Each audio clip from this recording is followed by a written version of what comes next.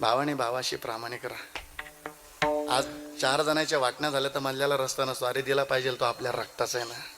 आज देत नाही, शेजारच्याला जाऊन सांगतो, त्याला म्हणा जाऊन तर दाखव, एक एकर गेल पण वाट लावेल. काय घमेंड आहे माणसाला. कधीतरी ज्ञानोबरांचं चरित्र ऐकताना पहा, कधी भाव ज्ञानोबराय करता निवृत्ती राहाणे रडावं.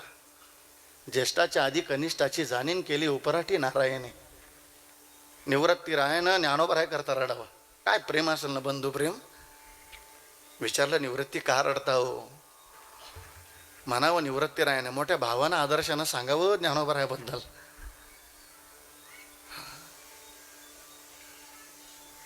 माझ्या शब्दाच्या पुढे कधी शब्द नाही ओलांडावा ज्ञानोबरायाने. गुरु शिष्यपण सिद्धी नेले वा. अमर्यादा कधी केली नाही येणे. नुसतं संत चरित्र ऐकू नका माझ्या भावानं, जरा ते आचरणात उतरवा.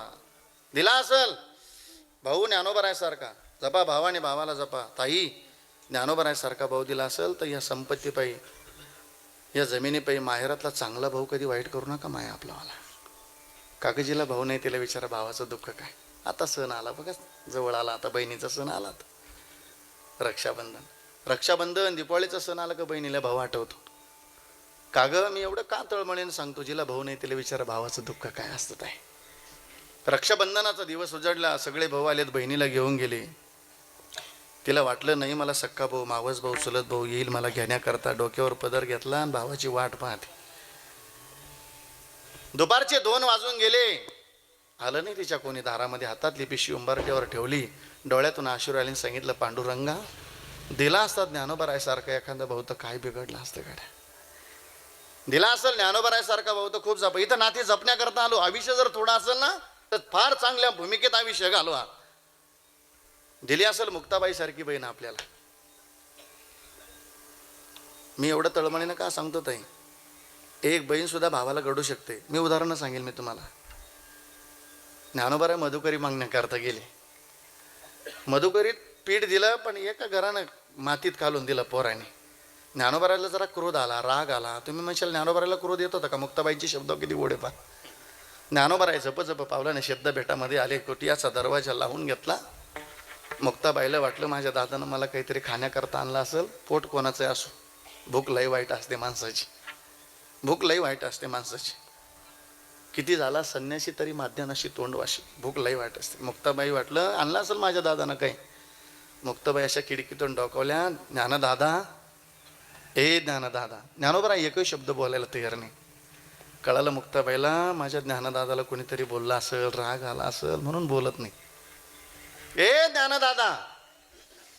तरी ज्ञानोबराय बोलायला तयार नाही. आणि मग मुक्ताबाई म्हणते ऐका, एक बहीण सुद्धा एका भावाला किती गोड उपदेश करते.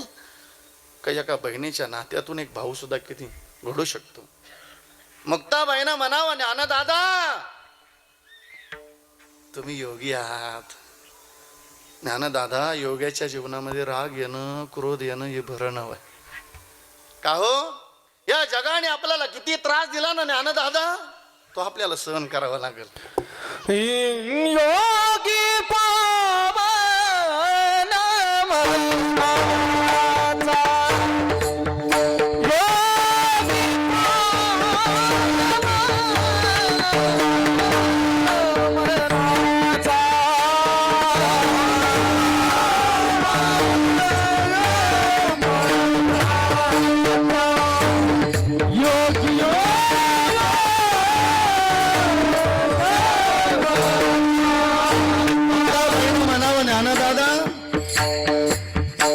तुम्ही योगी आहात ना. योगी पावन मनाचा, साई अपराध जनाचा. या जगाचा अपराध सहन करावा लागेल बरं ज्ञानदादा. विश्व रागे झाले वन्नी, संती सुखे वावे पाणी. एक मुक्ताबाई ज्ञानदादाला उपदेश करते, ज्ञानदादा कोणी अग्नी झालं तर आपण पाणी व्हावं. आपला कोणी राग करावा तर आपण तो राग धरू नये ज्ञानदादा. मुक्ताबाई विनंती करते, ज्ञानदादा विश्वपट ब्रह्मद्वारा ताटी उघडा ज्ञानेश्वरा. आणि मग मुक्ताबाईंचे शब्द असा आहे,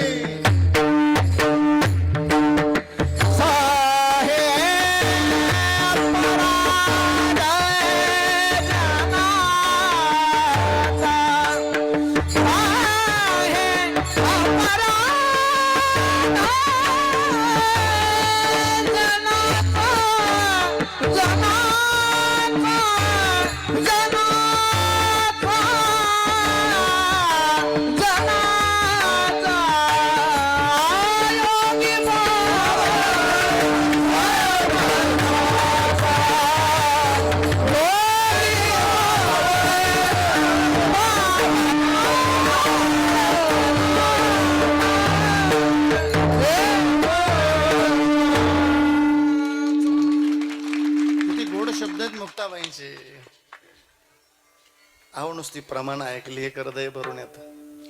ज्ञानोबरांचं चरित्र सांगायचं म्हणलं, तुम्ही पहा ना, प्रत्येकाच्या डोळ्यात अश्रू आहे. का हो, संत चरित्र ऐकत असताना सुद्धा आपलं भाग्य समजावं. मुक्ताबाई म्हणते, एक मुक्ताबाई, बहीण बहीण बहीण भावाला घडू शकते ना. चिंता क्रोध मागे सारा, ताटी उघडा ज्ञानेश्वरा, मुक्ताबाईनं म्हणावं.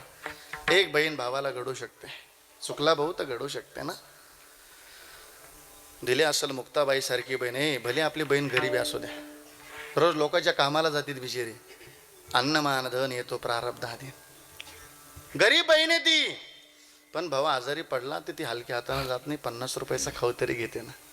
भले गरीबी असू द्या त्याची वाली. भावाच्या दारात गेली बहीण. 5वा दिवस उजडला होता, भावाला फणफण ताप आलेला होता. सांगितलं, बाई वहिनी जरा लवकर बोलवणं करायचं, कळवायचं बाई मला. आज 5वा दिवस उजडला बाई, माझा भाऊ तापानं फणफण तापलेला आहे.